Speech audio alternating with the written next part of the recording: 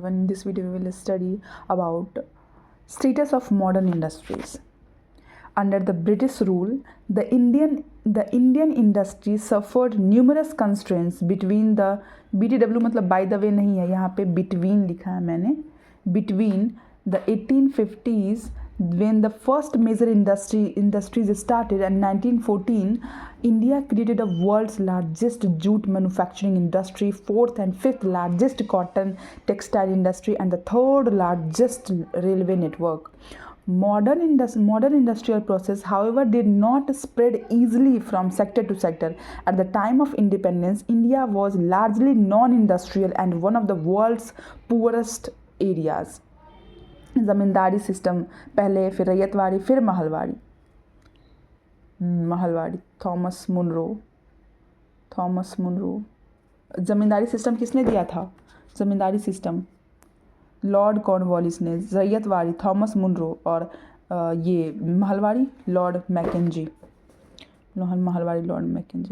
इसको ये Thomas Munro, Lord McKenzie, और ज़मींदारी अभी तो बताया था ना किसने दिया था ज़मींदारी system. Permanent settlement act Lord Cornwallis ने, याद रखो, लॉर्ड कॉर्नवालिस ने. फिर देखो revenue farming 1772. It was also known as the इजाजदारी system. Revenue farming, पहले देखो इजाजदारी सिस्टम ना मुगल पीरियड से अडॉप्टेड है. पहले इजाजदारी, फिर परमानेंट सेटलमेंट जिसे हम ज़मींदारी सिस्टम भी कहते हैं. देखो revenue farming, it was also known as the इजाजदारी system. This revenue collection system was used during the Mughal period and later adopted by the British in India. It was introduced in 1772 by Warren Hastings. Warren Hastings ने इजाजदारी system लिया था, revenue farming. It was introduced in 1772 by Warren Hastings, the governor of Bengal. Warren Hastings 1772 में सबसे पहले revenue farming आया था 1772 में. In this system, the revenue collection rights were auctioned annually to the highest bidder. In this system, the revenue collection rights were auctioned annually to the highest bidder. Permanent settlement और ज़मींदारी system, इसको हम permanent settlement कहते हैं, ज़मींदारी system को permanent settlement कहते हैं. 1790 सबसे पहले तो ये आया था कितने में, 1772 में रेवेन्यू फार्मिंग किसने लाया था? वॉरेन हेस्टिंग ने, जो कि बंगाल का गवर्नर था. और फिर आया था ज़मींदारी सिस्टम कब? 1793 में किसने लाया था? लॉर्ड कॉर्नवालिस ने. Through permanent settlement that fixed the states demand for land revenue permanently without any provision or fixed rent of occupying right to actually cultivation, mostly in northern India collected by intermediaries. इसमें ना ज़मींदार्स को appoint किया जाता था जो कि revenue collect करते थे फार्मर्स से. Farmers in debt burden, farmers पे बहुत डेट बर्डन था ये परमानेंट सेटलमेंट में. फिर देखो महलवाड़ी सिस्टम में क्या होता है? It was established in by Holt Mackenzie. Mahalwari एम से Mackenzie in 1822 in north and western India. ये तो नॉर्थर्न इंडिया में आया था, ये वेस्टर्न इंडिया में provinces in Bengal presidency, northern western.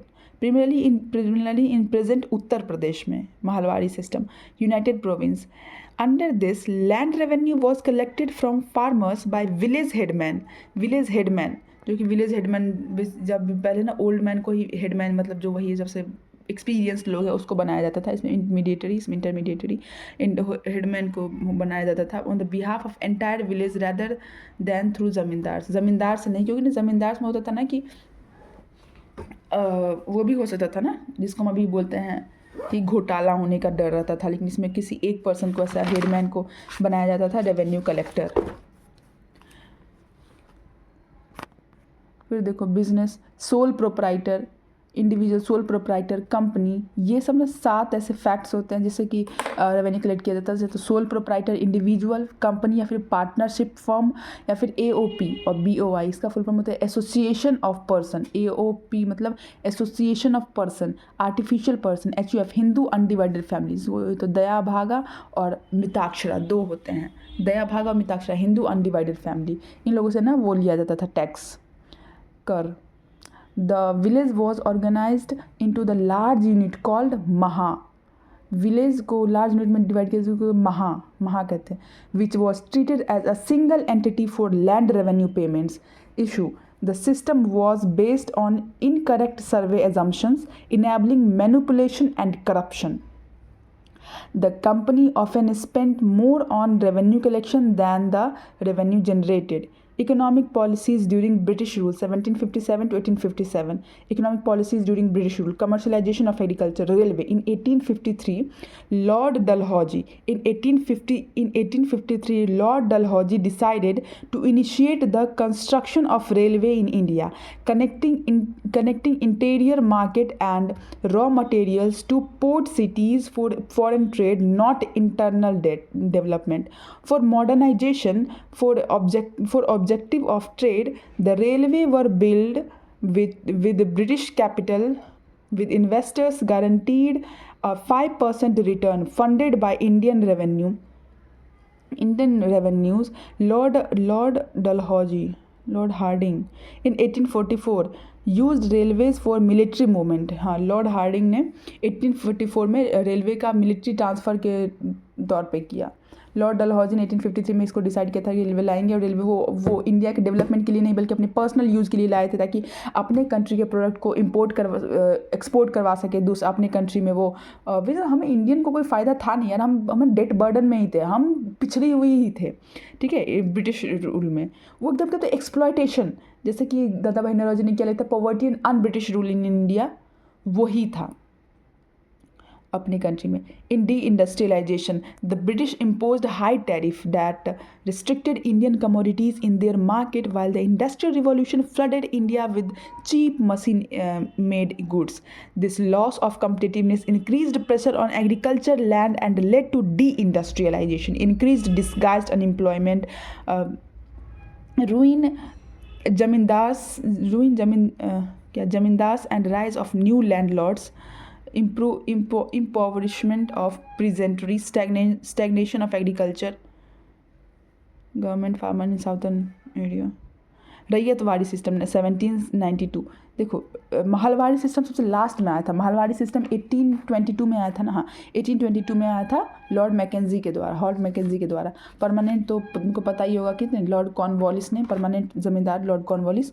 और रैयतवाड़ी सिस्टम बीच में आया था 1892 में, implemented by Alexander Read and Ryotwari Thomas Munro कहा जाता है, Thomas Munro. This system collected revenue from cultivators directly. Cultivator से डायरेक्टली रेवेन्यू कलेक्ट किया जाता था डायरेक्टली रैयतवाड़ी में. establishing them as a property owner. In this system, individual cultivators known as rayyats held full rights over the sale, transfer and leasing of their lands. As long as they paid their rent, rayyats could not be evicted from their holdings. Ryotwari system.